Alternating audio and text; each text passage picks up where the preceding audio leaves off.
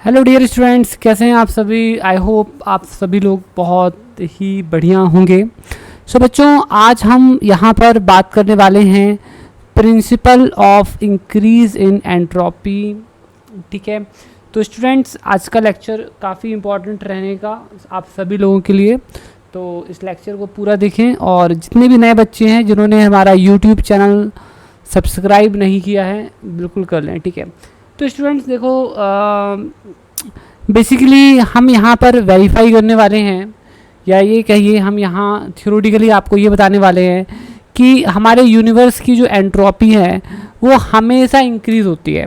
तो सबसे पहले ये जानना है कि यूनिवर्स क्या होता है। बेसिकली बच्चों, यूनिवर्स तो बेसिकली बच्चों हमारा सिस्टम और उसके अलावा जो भी होता है उसको सराउंडिंग कहते हैं। इन दोनों को मिलाकर जो भी बनता है उसे हम यूनिवर्स कहते हैं।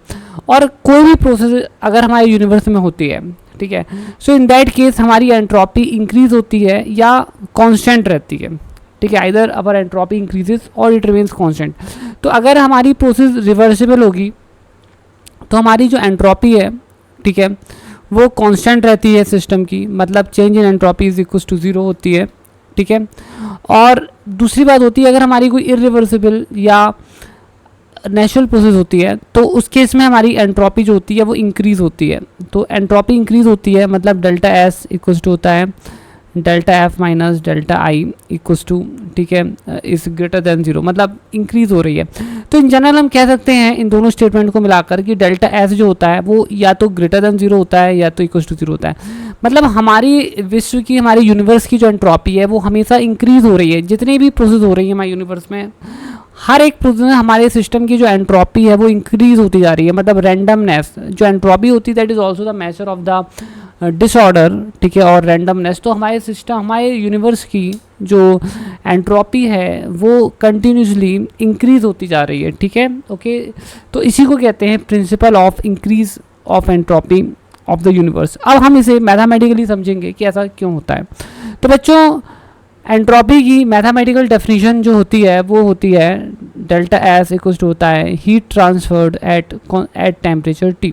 ठीक है, तो यहाँ पर हम लिख लेते हैं entropy of the universe equal to हो जाएगा एंट्रोपी ऑफ द सिस्टम, ठीक है, plus entropy of the system plus entropy of the surrounding. ठीक है, ओके, अब मैं यहाँ पर लिख लेता हूँ। तो मान लीजिए हम एक यूनिवर्स एज्यूम कर लेते हैं। तो इस यूनिवर्स में यहाँ पर से we have a hot water, और ये हमारा सिस्टम है जो हॉट वाटर है। ठीक है, what is that? That is the system. और उसके अलावा जो भी है वो क्या है? सराउंडिंग है। तो बच्चों देखो, जैसे कि आप जानते हैं, जैसे अगर हमारा हॉट वाटर जो है, सिस्टम जो है, से अगर ये 45 डिग्रीज पर है, डिग्री सेल्सियस पर है, और हमारी सराउंडिंग जो है अगर वो 25 डिग्री सेल्सियस पर है, ठीक है, तो बेसिकली हम सभी लोग जानते हैं कि हॉट वाटर जो है हीट रिलीज करके सराउंडिंग को दे देता है। ठीक है, अब सराउंडिंग जितनी हीट लेता है वो होती है, मान लीजिए डेल्टा क्यू। तो क्योंकि अगर कोई सिस्टम एक्सेप्ट करता है हीट, अगर हम सिस्टम पर हीट ऐड करते हैं तो वो पॉजिटिव कहलाती है। तो अगर डेल्टा क्यू हीट जो है वो सराउंडिंग को अगर मिलती है, अगर डेल्टा क्यू हीट सराउंडिंग को मिलती है, so it will be taken as the positive delta Q. और अगर हॉट वाटर जो हीट छोड़ रहा है, सो दैट बिकॉज ये हीट रिजेक्ट कर रहा है, so that will be minus delta Q. ठीक है, तो अब हम यहाँ पर ये कैलकुलेट करने वाले हैं कि हमारे यूनिवर्स की जो एंट्रोपी है वो कितनी आएगी। ठीक है, सो एक काम करते हैं, थोड़े से बड़े आकार में बना लेते हैं इसे। ठीक है, सो यहाँ पर है हमारे पास हॉट वाटर। ठीक है, हम सभी जानते हैं कि जो हॉट वाटर है, ठीक है, वो कुछ हीट रिजेक्ट करता है सराउंडिंग को। ठीक है, ये सिस्टम है हमारा, दिस इज अ सिस्टम, और इस सिस्टम को हमने बताया कि 45 डिग्रीज पर है, ये हॉट है, और हमारा सराउंडिंग 25 डिग्रीज पर है। ठीक है, अब ये क्या कर रहा है? हीट छोड़ रहा है, so it is leaving out the heat. ठीक है, तो ये हीट जब छोड़ेगा तो हम उसे लेंगे माइनस डेल्टा क्यू, क्योंकि हीट रिजेक्ट हो रही है सिस्टम से, और जब हीट कहीं पर एक्सेप्ट होती है उसे प्लस डेल्टा क्यू लेते हैं, तो जितनी छोड़ेगा सराउंडिंग उतनी ही ले लेता है, ठीक है। अब ये वाला जो सिस्टम है वो 45 डिग्री सेल्सियस पर था, मतलब कहने का मतलब है 273 प्लस 45 है ना केल्विन, और ये जो है ये है 273 प्लस 25, ठीक है केल्विन। आया समझ में आपको, ठीक है। अब चलो हम यहाँ पर देखते हैं कि हमारे यूनिवर्स की, ठीक है, एंट्रोपी क्या होती है। तो entropy of the universe is equal to होता है entropy of the change in entropy of universe equal to होगा change in entropy of system plus change in entropy of the surrounding. तो यहाँ पर ये हो जाएगा, ठीक है, तो change in entropy of the system plus change in entropy of the surrounding, ठीक है।